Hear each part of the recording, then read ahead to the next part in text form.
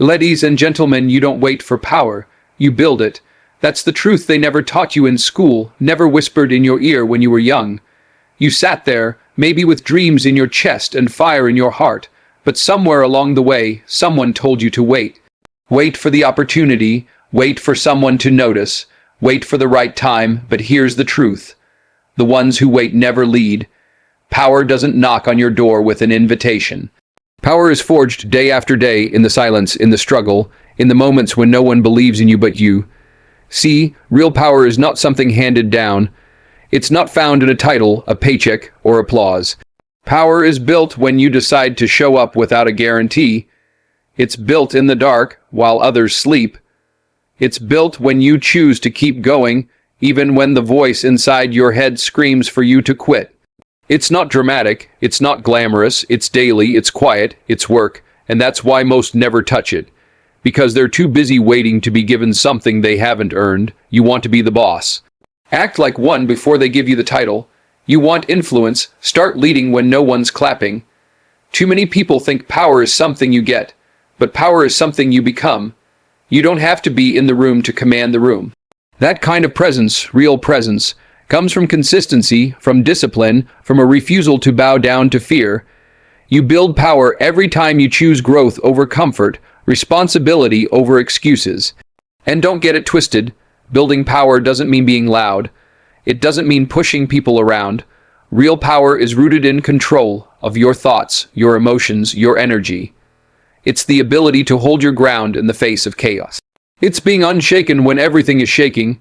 It's knowing who you are so deeply that nothing can take that from you. That kind of power isn't flashy, but it's unbreakable. Every step you take toward discipline is a brick laid. Every time you do the hard thing without applause, you're welding steel into your character. That's how power is built, not all at once, but over time, like a fortress rising from stone. And the ones who build that kind of power, they don't need to beg for a seat at the table. They are the table. They don't just join movements, they create them. So if you're tired of being overlooked, if you're sick of waiting for permission, good. That hunger is the first tool in your hands. Now pick it up and start building, not tomorrow, not next year, right now. Because while everyone else is waiting for the power to arrive, you will be the one building it from the ground up. Build discipline before you build dreams, because dreams without discipline are just wishes floating in the wind. You can sit and imagine a mansion, a legacy, a stage, a moment. But none of that is real without the hard work that holds it up.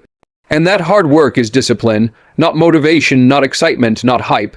Discipline, the quiet, unshakable decision to do what needs to be done long after the mood has faded. Everybody wants the result, but few want the routine. They want the spotlight without the sweat, the rewards without the repetition. But it doesn't work like that. The dream is the vision, but discipline is the engine. And if you don't build that engine strong, you'll stall every time the road gets steep. And it will get steep. Dreams will test you. They'll demand more than you thought you had. Discipline is what keeps you going when your energy runs out. It's easy to talk about goals. It's easy to make plans. It's easy to start. But what happens on the third day when no one's watching, when no one cares, when you're tired, sore, and unsure? That's when discipline walks in. Not flashy, not loud, but dependable. It's the voice that says, I don't feel like it, but I'm doing it anyway. That's the voice that builds greatness, not the loud cheer at the beginning, but the steady grind in the middle. Discipline teaches you to master time. While others are distracted, you stay focused. While they're chasing everything, you're building one thing brick by brick. And over time, what you've built stands taller and stronger because it has a foundation. Dreams without discipline collapse under pressure, but dreams born from discipline, they rise. Even when everything around them falls, you see, people chase passion, but passion fades, discipline stays. You might not feel passionate every day, but if you've built discipline, you show up anyway. You might not always be inspired, but if you've built discipline, you don't need to be. You've trained yourself to execute regardless of emotion. That's power. That's how things get done, and discipline isn't just about work. It's about what you say no to. It's about sacrifice. It's about choosing long term over short term, choosing growth over comfort. It's about saying no to the party so you can study, no to the excuse so you can train, no to the easy way so you can walk the path that actually leads somewhere. Every great person you admire didn't just have talent. They had discipline. They weren't just gifted. They were consistent. They weren't always confident, but they kept showing up. And that consistency compounded. That routine became results. That discipline built the dream. So before you dream big, train hard. Before you chase it, earn it. Lay the bricks. Build the habits. Build the character. Because the dream is just the destination. Discipline is the road that gets you there. Builders lead when no one's following. That's where true leadership begins. Not in the spotlight, not on stage, not with applause ringing in your ears. It starts in silence. It starts when you step out in front of a crowd that isn't even there yet. Builders don't wait for an audience to validate the vision. They move first. They build first. They lead when the road hasn't been cleared and no map has been drawn. That's what separates them from the rest. See, most people want to lead when it's convenient. They want the title, the attention, the recognition. But leadership isn't about being seen, it's about seeing ahead. And most of the time, the ones who see ahead are walking alone. They're misunderstood, they're doubted, sometimes even laughed at. But they keep building, they keep believing, they keep showing up. Because they're not waiting for agreement. They're moved by purpose, not permission. A builder doesn't need confirmation to keep going. They trust the blueprint inside them, even when nobody else sees it. That's what leadership really is.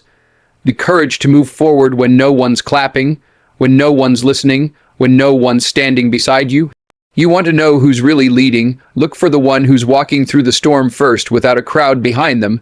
That's the one who's building something real. People follow what they can feel. And discipline, consistency, vision, that energy is contagious, but it doesn't start with a following. It starts with a builder who's willing to dig deep, to lay the first brick without help, to speak the first word without applause, to stand in the gap when no one else will.